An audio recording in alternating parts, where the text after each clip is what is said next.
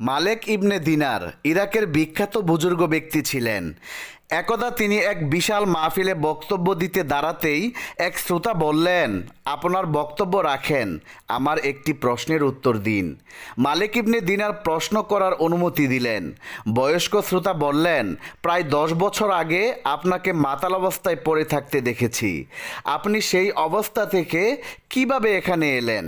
মালেক ইবনে দিনার শ্রোতার কথা শুনে কিছুক্ষণ মাথা নিচু করে রইলেন। তারপর বললেন, ঠিক বলেছেন, আমি সেই ব্যক্তি। শুনেন তাহলে আমার কাহিনী। এক লাইলাতুল কদরের রাতে মদের দোকান বন্ধ ছিল। দোকানিকে অনুরোধ করে এক বোতল মদ কিনলাম। বাসায় খাবো এই ভেবে বাসায় ঢুকলাম। ঢুকেই দেখি আমার স্ত্রী নামাজ পড়ছে। তারপর আমি আমার রুমে গেলাম। তারপর টেবিলে বোতলটা রাখলাম। একটু পরেই দেখলাম আমার 3 বছরের মেয়েটা দৌড়ে এলো এবং টেবিলের সাথে ধাক্কা খেলো আর মদের বোতলটি ভেঙে গেল। তারপর মেয়ে আমার খিলখিল করে হাসতে লাগলো। ভাঙা বোতল ফেলে দিয়ে ঘুমিয়ে গেলাম। সে রাতে আর মদ খাওয়া হলো না। পরের বছর আবার লাইলাতুল কদর এলো। আমি আবার মদের বোতল নিয়ে বাড়ি এলাম। অতঃপর বোতলটা টেবিলে রাখলাম। হঠাৎ বোতলের দিকে তাকাতেই বুক ভেঙে কান্না এলো। 3 মাস হলো আমার মেয়েটি দুনিয়া ছেড়ে চলে গেছে। আমি তখন বোতলটা বাইরে ফেলে দিয়ে ঘুমিয়ে পড়লাম।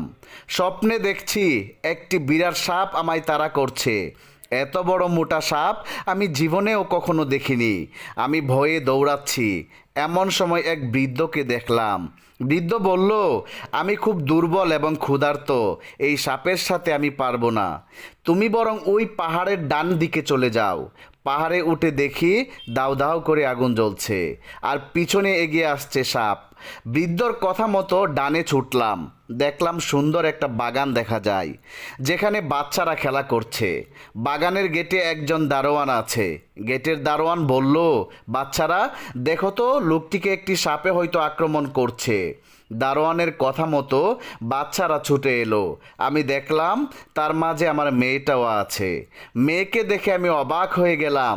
আমি দেখলাম মেয়ে আমার ডান হাতে ধরে বাঁ হাতে সাপটাকে থাপ্পড় দিল। তারপর থাপ্পড় খেয়ে সাপটা পালিয়ে গেল। আমি অবাক হয়ে বললাম, মা, তুমি কত ছোট, তুমি কিভাবে এত বড় সাপটিকে থাপ্পড় মারলে? ভয় পাওনি তুমি? মেয়ে আমার বলল, আমি জান্নাতি, তাই জাহান্নামের সাপ আমাদেরকে ভয় পায়। তারপর মেয়ে আমাকে বলল, বাবা, তুমি কি সাপটাকে চিনতে পেরেছো? আমি বললাম, না মা। মেয়ে বলল, বাবা, ও তো তোমার নফস।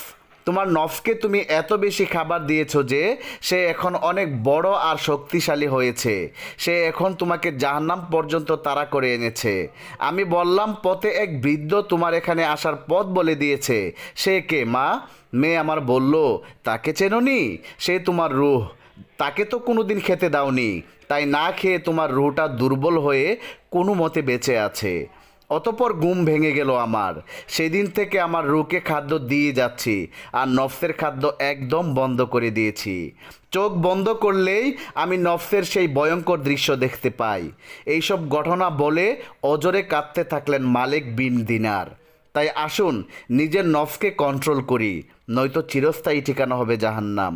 আল্লাহ রব্বুল আলামিন আমাদের সবাইকে বোঝার তৌফিক দান করুক, আমিন। বন্ধুরা, এই ছিল আমাদের আজকের ভিডিওটি। প্রিয় বন্ধুরা, ভিডিওটি যদি ভালো লেগে থাকে তাহলে এক্ষুনি চ্যানেলটি সাবস্ক্রাইব করে পাশে থাকা বেল আইকনটি প্রেস করে দিন। তাহলে দেখা হবে আবার নতুন কোনো ভিডিওতে। সেই পর্যন্ত সবাই ভালো থাকুন, সুস্থ থাকুন। আল্লাহ হাফেজ।